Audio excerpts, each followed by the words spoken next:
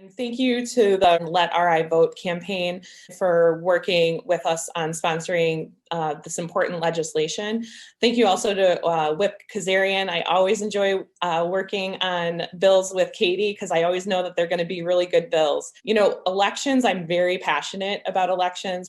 Prior to becoming elected myself, this is an area that I addressed in my private law practice as well. So I'm very passionate about this. Really, it is about having fair and free elections. I mean, it's such a foundational pillar of our democracy, and fair and free elections only happens when everybody has the access to vote and has the access to vote freely. You know, these bills are really building upon what we learned in the COVID-19 crisis, and to make sure that we're fixing some of the barriers there that are quite frankly in law right now to make sure that it's easier for folks to vote. You know, the early voting provisions that went into effect this year, as Whip Kazarian mentioned, are just so important to make sure that, people can access the polls. You know, there's been discussion in Rhode Island over the years about poll closing times and things like that.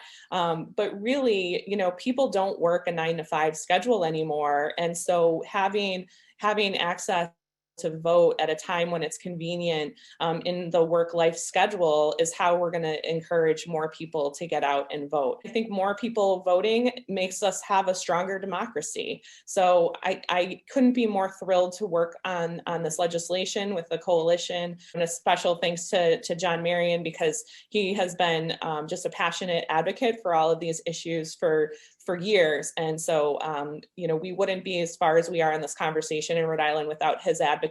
And I also want to acknowledge my Senate colleague, Chair Sue Sosnowski, who's also put in legislation around voting. We'll be working together to try to come out with the best possible package that helps support Rhode Island voters.